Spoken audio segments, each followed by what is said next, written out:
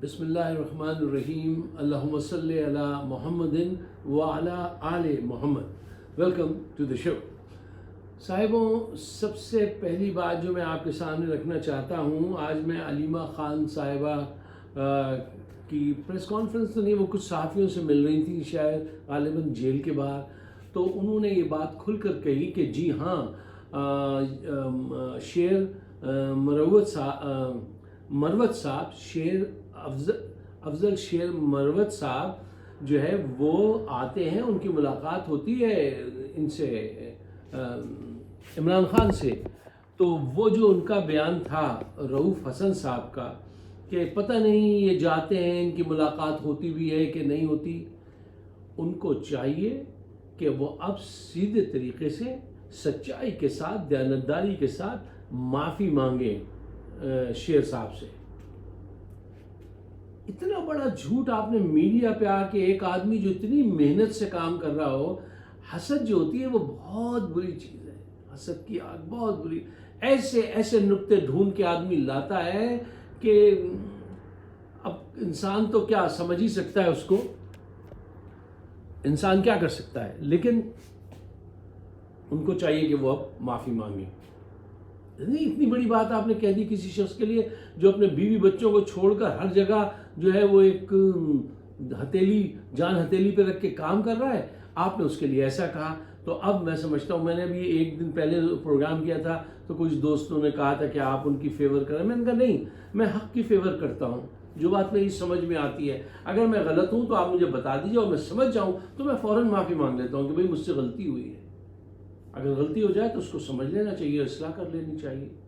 اچھا، ہمیں بات کرنی ہے یہ پاکستان ایران تعلقات پر۔ صاحبوں، پاکستان نے ایران کے 50 میل اندر جا کر بم گرائے اور فضائیہ جو ہے وہ کامیاب آپریشن کر کے آ گئی۔ اس بات کا افسوس ہے اور شرمندگی بھی ہوتی ہے اگر نہ کرتے تو۔ اس کی وجہ کیا ہے؟ دیکھیے، افسوس اس بات کا ہے کہ دشمن کامیاب ہو رہا ہے اور وہ پاکستان اور ایران کو لڑوانا چاہتا ہے اور ہم نے اپنے بھائی پہ ہاتھ اٹھایا۔ اچھا، شرمندگی اس بات کی ہوتی، اگر ایسا نہ کرتے تو شرمندگی اس بات کی ہوتی کہ پوری دنیا میں یہ امیج بن جاتا کہ بھئی افغانستان جب جی چاہے حملہ کر دیتا ہے، بھارت جب جی چاہے حملہ کر دیتا ہے، بس یہ نام کے ہی وہ ہیں ایٹمی پاور، اور باقی جو ہے یہ کچھ نہیں ہے، جو جی چاہے ان کو جو ہے ان پہ سواری کر لے۔ وہ بڑا خراب امیج بن جاتا پاکستان کا کہ ہاں یہ ایک ایسے ہیں، ان کو آپ مار پیٹ لیں کچھ نہیں کہیں گے۔ نہیں، یہ امیج نہیں بننے دینا، یہ غلط بات ہے۔ تو اس وجہ سے شرمندگی ہوتی کہ اگر نہ پاکستان ایکشن لیتا، اور ایکشن لیا تو دکھ ہے کہ ایکشن لینا پڑا اپنے بھائی کے خلاف۔ اچھا، اب آئیے ذرا گہرائی میں اتر کر تفصیل سے اس بات کو جاننے کی کوشش کریں کہ ہم کس سمت میں جا رہے ہیں، ہمارا دشمن ہمیں کہاں لے جانا چاہتا ہے، اور ہم اپنی غلطیوں سے کس راہ پر چڑھنے والے ہیں۔ صاحبوں، دیکھیے، ہر ملک کے نزدیک اس کی خارجہ فورن پالیسی جو ہوتی ہے وہ بڑی اہمیت کی حامل ہوتی ہے۔ جو جتنا مضبوط ملک ہے نا، اس کی فورن پالیسی بھی اتنی مضبوط ہے، وہ اس کی اہمیت کو سمجھتا ہے، کیونکہ آپ کی فورن پالیسی آپ کی سالمیت کو پروٹیکٹ کرتی ہے۔ انٹرنیشنل لیول پہ آپ کے تعلقات جو ہیں ان کے ذریعے اپنا امیج بہتر کرتی ہے، بتاتی ہے اپنی قوت، تاکہ کوئی آپ پہ حملہ آور نہ ہو سکے۔ بڑی مضبوط پالیسی ہوتی ہے اچھے ممالک کی خارجہ پالیسی، وہ ان کے بہت کام آتی ہے، معاشی طور پہ، سیاسی طور پہ، ترقی کرنے کی دوڑ میں، ہر جگہ وہ بہت کام آتی ہے۔ یہ ہمارا ملک ہے، یہ ایک ایسا ملک ہے کہ آج سے پہلے جب تک صاحبزادہ یعقوب علی خان تھے، آغا شاہی تھے، ذوالفقار علی بھٹو تھے، تو دنیا کہتی تھی کہ ان کے جو وزیر خارجہ ان سے سیکھو، اور آج دیکھیے کہاں آگے گرے ہیں۔ آج کل وہ گیلانی صاحب ہیں، بہت خوب، اس سے پہلے وہ اس کو بچے کو بنا دیا تھا، بلاول کو۔ جس نے زندگی میں ایک دن بھی کہیں کوئی کام نہیں کیا, زندگی کا اس کا کوئی تجربہ ہی نہیں ہے سوائے اپنی دنیا میں مست رہنے کے. وہ دنیا کے ایسے ایسے واقعات ہیں کہ وہ شرمندہ, میں کیا کیوں بتاؤں آپ کو یہاں پر. اس کو وزیر خارجہ بنایا گیا. وہ ایک کانفرنس ہو رہی تھی انڈیا میں, جہاں گیا ہے تو جو پھپتی اڑی ہے اس کی, یار کوئی ٹریننگ ہو, کوئی شمشاد صاحب جیسے ماہر لوگ موجود ہیں اور آپ نے اس کو وہاں بھیجا. وہ ایک خاتون کے ساتھ وہاں عشق لڑاتا رہا یورپ کی فضاؤں میں اور کہتا رہا کہ میں ان سے سیکھ رہا ہوں فارن پالیسی اور وہ چیزیں سیکھ رہے ہیں. بتائیے اس میں کیوں ٹائم ضائع کریں. وہ بہرحال وہ اس قابل نہیں تھا, اور آج بھی آپ اس کو سیریس نہیں لیتے ہیں. آپ کی ایمبیسیز میں ایسے ایسے لوگ بیٹھے ہیں کہ توبہ توبہ توبہ. اب ان کے ریکارڈ اگر میں بیان کرنے لگوں تو اور بھی وقت ضائع ہوگا. اچھا, تو بات کیا ہے, وہ یہ ہے کہ دیکھیے آپ کی فارن پالیسی جو ہوتی ہے وہ بہت اہمیت کی حامل ہوتی ہے, اور وہ آپ کو بہت سارے حادثات سے بچاتی ہے. وہ آپ کے لیے نئے تعلقات استوار کرتی ہے, نئی دوستیاں جنم لیتی ہیں, کوویلنٹ بانڈ بنتے ہیں مختلف پولیٹیکل آرگنائزیشنز میں, اور پھر آپ آگے بڑھنے کا سفر جاری رکھتے ہیں. اور اگر آپ کمزور فارن پالیسی ہوگی تو جو جی چاہے گا وہ آپ سے فائدہ اٹھائے گا. آج بھارت گریٹر بلوچستان کے لیے کام کر رہا ہے, $500 ملین وہ ہر سال خرچ کرتا ہے. آپ کتنا خرچ کرتے ہیں؟ آپ نے کیا پالیسی اختیار کی ہے بلوچستان کو بچانے کے لیے؟ کوئی پالیسی ہے سوائے اس اگنورنس کے کہ آپ ان کے لوگوں کو ماریں گے, پیٹیں گے, اغوا کر لیں گے, اور یہ پالیسی ہے؟ یہ نیگیٹو پالیسی ہے. یہ بہت خطرناک ہے, اس کے اثرات بہت خراب ثابت ہوں گے. فکر ہے کسی کو اس بات کی؟ کوئی فکر نہیں. کیوں؟ پاکستان پہ تو حکومت کون کر رہے ہیں؟ یہی وڈیرے, جاگیردار, سرمایہ دار, کچھ مذہب پسند طبقے, یہ ان سب کی سنی جاتی ہے. میری آپ کی تو کچھ سنی ہی نہیں جاتی نا بھائی. ہمیں تو نکال کے باہر کر دیا ہے کہ جاؤ باہر جاؤ کماؤ, وہاں پڑھ لینا, یہاں نہیں ہے تمہارے لیے کوئی. اب یہ ایک الگ شکوہ ہے. اچھا دیکھیے, ابھی جو حملہ ہوا, کل میں نے اپنے پروگرام میں کہا تھا آپ سے, ایک بات آپ کے سامنے رکھی تھی کہ یہ حملہ کوئی ایران کی حکومت نے نہیں کروایا ہے. تو کچھ دوستوں نے کہا آپ نے کیسے کہہ دیا, وہ مجھ سے بحث کرتے. میں نے کہا دیکھیے ایران کے بھی اسٹرکچر کو سمجھنے کی کوشش کیجیے. ایک تو وہاں پہ قوت ہے جو حکومت ہے, دوسری وہ پاسداران ہیں ریولوشنری فورس جو ہے, تیسری مذہبی حلقہ ہے خامنہ آمنئی صاحب کا, مذہبی ملاز جو ہیں وہ مذہب طبقہ. 3 طبقے ہیں. چوتھی آپ ان کی ایجنسیز ہیں. آپ کی ایجنسیز بھی بلوچستان میں مال بنا رہی ہیں, ان کی بھی, وہ ان کے چھپاتے ہیں, وہ ان کے چھپاتے ہیں. اصل مسئلہ یہ ہے, اور یہ ضروری نہیں ہے کہ وہ حکومت نے اجازت دی اور انہوں نے ایسا حملہ کیا ہو. نہیں, حکومت میں تو ابھی ان کے وزیر خارجہ جو تھے وہ پاکستان کے یہ ایکٹنگ پرائم منسٹر کاکڑ صاحب سے دیواس میں ملے تھے. تو یہ ممکن نہیں ہے کہ ابھی ان کا ایک وہ بھی آیا تھا, وفد آیا ہوا تھا وہاں سے, ایران سے, جو ٹیک کیئر کرتا ہے افغانستان کے ریلیشن شپ کی. تو وہ تو ابھی وفد آیا ہوا تھا. یہ تو نہیں ہو سکتا کہ ایک ہی وقت میں ملاقات بھی ہو رہی ہے اور حملہ بھی ہو رہا ہے. نہیں, یہ حملہ ہمیں سمجھنا چاہیے یہ حکومت ایران کا سوچا سمجھا کوئی منصوبہ نہیں تھا, لیکن وہاں کے کچھ لوگ جو ہیں جو مختلف قوتوں کے زیر اثر ہیں, انہوں نے ضرور کیا اور ان کو آپ نے رسپانس کیا. ٹھیک ہے نا. اب ہولڈ اٹ, اب جو ہے نا اپنے گھوڑوں کو روک لیجئے اور سوچئے. دیکھیے ایک بات بہت اہم ہے, وہ یہ ہے کہ کہتے ہیں نا کہ زندگی 10% تو وہ ہے جو آپ کے ساتھ ہوا, 90% وہ ہوتی ہے اس پہ آپ نے کیسے ریئیکٹ کیا. اچھا, اس ڈیٹیل میں جانے سے پہلے ایک اور اہم پوائنٹ ہے جس کو میں چاہتا ہوں کہ میں آپ کے سامنے رکھ دوں. دیکھیے پوری دنیا, خاص کر کے بھارت, وہ پاکستان کو شیعہ سنی جنگ میں انوالو کرنا چاہتا ہے ایران کے ساتھ, اور ان کو اور یورپ کو یہ پتا ہے کہ یہ بہت ڈیپ روٹڈ ان کا ایک کوئی ڈفرنس ہے جس پہ یہ بہت آسانی سے لڑتے ہیں، جانوروں کی طرح ایک دوسرے سے لڑنے لگیں گے، سنگ لڑانے لگیں گے، جو بالکل غلط ہے۔ اس سے آج تک کیا حاصل ہوا ہے؟ کیا حاصل کیا ہوا ہے؟ سنیوں کو کچھ حاصل ہوا؟ شیعوں کو کچھ حاصل ہوا؟ اسرائیل کی بدماشی روک سکے آپ؟ نہیں، پٹائی، رسوائی، ناداری، مفلسی، بیماریاں، سب کچھ آپ کے درمیان میں اور زیادہ بڑھ رہی ہے، اور آپ شیعہ سنی کسی کے کان میں کہہ دیجئے یہ شیعہ مسلک سے، ایک دم اچھا وہ شیعہ ہے، سنی کہتی اور سنی سے دوستی مت کرنا، اس کو اپنے گھر مت بلانا۔ ارے بند دماغ کے لوگوں، کہتے ہیں نا کہ وہ دماغ اور پیراشوٹ اس وقت کام کرتا ہے جب اسے کھولا جائے، ورنہ حادثہ ہو جاتا ہے۔ یہ ہمارے وہ لوگ ہیں جو پیراشوٹ کھولے بغیر اس کے ساتھ ہی جمپ لگا دیتے ہیں اور مر جاتے ہیں، کب سے صدیوں سے مر رہے ہیں۔ اور وہ بھی کسی وقت بات کریں گے کہ وہ انٹلیکچوئل ڈفرینسز اگر ہوتے ہیں تو یار یہ کرسچنز میں بھی ہیں بھائی۔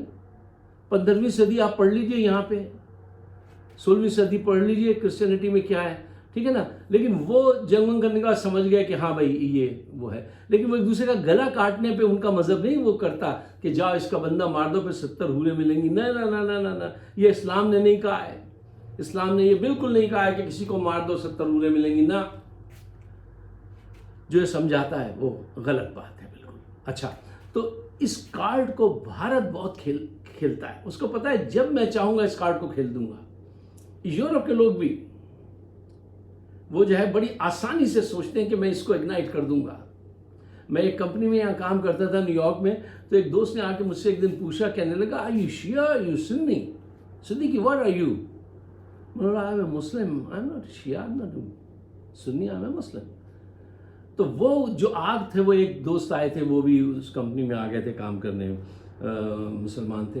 تو یہ آپ کو سمجھنا چاہیے، یہ آپ کا کام ہے۔ آگ لگانے والے چاہتے ہیں کہ وہ اس آگ میں جلائیں، اور ہمارے لوگ آسانی سے جلنا شروع کر دیتے ہیں، ٹھیک ہے نا؟ اب جو لوگ اس پہ اکساتے ہیں ان کو تو روز محشر اللہ ہی سزا دے گا۔ دنیا میں تو ان کو ہاتھ پکڑنا صرف ایک ہی طرح سے ممکن ہے کہ ان کی بات ادھر سے سنیں ادھر سے اڑا دیں۔ نفرت پریچ کرتے ہیں نا۔ تعلقات کیسے رہے ہیں؟ جب پریکٹیکل آنکھیں کھول کے اگر دیکھیں، میں نے کل بھی آپ سے کہا تھا کہ پہلا کنٹری جس نے پاکستان کو قبول کیا، ایران۔ 65 کی وار میں ایران نے پاکستان کو آفر کی کہ تم یہاں سے اڑ کے جاؤ اور حملہ کر سکتا، ہمارے اڈے یوز کر لو بھارت کے خلاف۔ آج ہمارے تعلقات ایسے خراب ہو گئے ہیں، اور ہندوستان کے تعلقات اتنے اچھے کیسے ہو گئے؟ اس نے اپنے آپ کو معاشی طور سے مضبوط کیا، اور آج وہ انویسٹ کرتا ہے۔ تو پیسہ تو ایک ایسی چیز ہے، ہم نے تو ساری زندگی یہ دیکھا ہے، جس نے پیسہ لگایا دوسرا جو ہے وہ اس کا ہو جاتا ہے۔ یہ انسانی پتہ نہیں کیا بد نصیبی ہے۔ پاکستان کے تعلقات ابھی کچھ عرصہ پہلے بھی ایسے تھے کہ وہ جند اللہ کے وہ جو تھے چیف، کیا نام تھا، عبد الکریم رگنی، ان کو پاکستان نے پکڑ کے ایران کے حوالے کیا تھا، اور ایران نے ان کو پھانسی کی سزا دی، مقدمہ چلا، اور پاکستان کا شکریہ ادا کیا۔ وہ ہمارے خورشید قصوری صاحب جو تھے، کونڈولیسا رائس جو تھے، ان کے ذریعے پیغام بھجواتی تھی ایران کے صدر کو، ٹھیک ہے نا؟ ایسے مراسم رہے ہیں۔ آپ کے اسکندر مرزا کی بیوی جو تھی وہ ایرانی النسل تھیں، ذوالفقار علی بھٹو کی بیگم وہ ایرانی النسل تھیں۔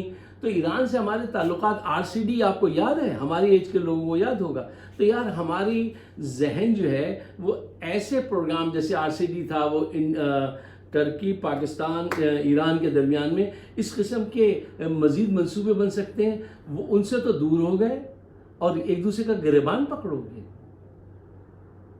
اب لڑو گے، قتل کرو گے، خون بہاؤ گے۔ دیکھیے جو ہوا سو ہوا، اب اس پر پانی ڈالیے اور آنکھیں کھولیے۔ دیکھیے ایک تو بات یہ میں نے آپ سے کہی نا کہ آپ کے ساتھ جو ہوا وہ بہت اہم بات ہے کہ آپ کے اوپر حملہ کر دیا ہو، ایران نے میزائل پھینک دیا، یہ بہت اہم بات ہے نا بھائی، ٹھیک ہے میں مانتا ہوں۔ اس سے زیادہ اہم یہ ہے کہ اب آپ اس پہ کیسے رسپونڈ کرتے ہیں، آپ اس کے جواب میں کیا کرتے ہیں۔ اچھا، ایک چیز کو سمجھ لینا چاہیے، دیکھیے رسپونڈ کرنا پازیٹیو چیز ہے اور انسٹنٹلی ریئیکٹ کرنا نیگیٹیولی غصے میں وہ نیگیٹو چیز ہے۔ جب آپ رسپونڈ کرتے ہیں نا تو سوچ سمجھ کے کرتے ہیں، and you are in your control, آپ کے جذبات آپ کے کنٹرول میں ہوتے ہیں، کنٹرولنگ ہینڈل آپ کے پاس ہے۔ اور جب آپ انسٹنٹلی ریئیکٹ کرتے ہیں اور منفی اندازہ غصے سے، تو آپ اپنا کنٹرول اپنے دشمن کو دے دیتے ہیں کہ وہ جدھر جی چاہے آپ کی گاڑی موڑے۔ یہ ڈیسائیڈ کرنا آپ کا کام ہے کہ آپ ریسپونڈ کرتے ہیں یا ریئیکٹ کرتے ہیں۔ کبھی بھی کوئی بھی، چاہے آپ کے گھریلو واقعات ہوں یا نیشنل لیول کے، ریسپونڈ کرنا ہے، ریئیکٹ نہیں کرنا ہے، تھوڑی دیر کے لیے رک جانا ہے، پھر سوچنا ہے کہ بھئی یہ کیا، اس کے pros and cons, merit demerits ہیں، یہ ہے، اور پھر اس کو ایک لائن ڈالیے، دونوں طرف لکھیے، اور پھر اس کے بعد فیصلہ کیجیے کہ کیا کرنا ہے۔ دیکھیے مسئلہ تو اب پیدا ہو گیا نا، اب آپ کا attitude toward solving the problem is the most important factor, so be careful. مسئلے کو حل کرنے کے لیے آپ کی سوچ کیا ہے، یہ اہم کردار ادا کرے گی۔ اگر آپ کی سوچ نفرت، فرقہ بندی اس پہ رہی تو آپ برباد ہو جائیں گے۔ پوری دنیا آپ کو برباد کرنا چاہتی ہے، کوئی آپ کو آباد نہیں دیکھنا چاہتا۔ اور یہ پڑوسیوں سے تعلقات جو بگڑے ہوئے ہیں کہ کوئی فورن پالیسی میں نے شروع میں کہا ہے ہی نہیں، ایسے بتاؤ اس بچے کو بھیج دیا کہ تم فورن منسٹر ہو، کیونکہ ان کی وہ سیاسی، وہ میں کہہ رہا ہوں وڈیرے، چودھری، سرمایہ دار، ملا، یہ ملک کو چلا رہے ہیں، ان کے ہاتھوں میں قوت ہے۔ کوئی سلجھا ہوا صحیح دماغ انسان، اس کی کوئی سنتا نہیں۔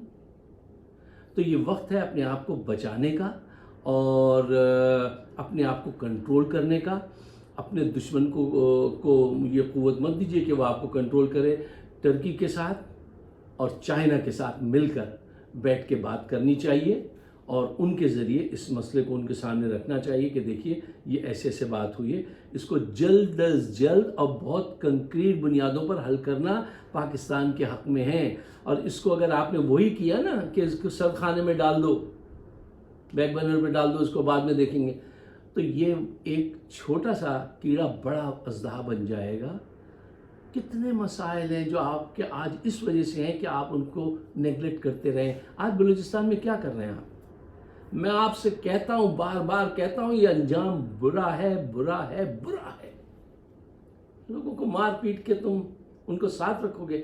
آج سگی اولاد کو ساتھ نہیں رکھ سکتے اگر آپ نے اس کو زیادہ حکم دیا کہ اتنے بجے گھر آؤ اور یہ کرو، نہیں رہتی سر۔ کہتے ہیں یہ آپ کو آپ کا گھر مبارک، آپ اس محل میں رہیے، ہم چلیں، نہیں رہتے بچے ساتھ آپ کے۔ تو آپ قوم کو اسی صورت میں یکجا رکھ سکتے ہیں جب آپ عقل سے کام لیں، انصاف سے کام لیں۔ اگر آپ کو میری بات سمجھ میں آتی ہے تو یہ باتیں جو میں آپ کے سامنے رکھتا ہوں وہ میرے اندر سے پاکستان نہیں نکل پایا آج تک۔ اتنا عرصہ ہو گیا پاکستان سے باہر نکلے ہوئے، لیکن پاکستان میرے اندر سے باہر نہیں نکلتا، اور ابھی بھی میں یہاں اس کے سپنے دیکھتا ہوں، اس کی بہتری کے سپنے دیکھتا ہوں، اور اس کے لیے دعا گو ہوں۔ اگر آپ کی بات سمجھ میں آتی ہے تو اسے شیئر کیجیے اور مجھے اپنے خیالات سے نوازیے گا۔ ہمارا شو ہوتا ہے فائق صدیقی شو، اگر آپ سبسکرائب کریں تو بڑی عنایت۔ شکریہ، خدا حافظ۔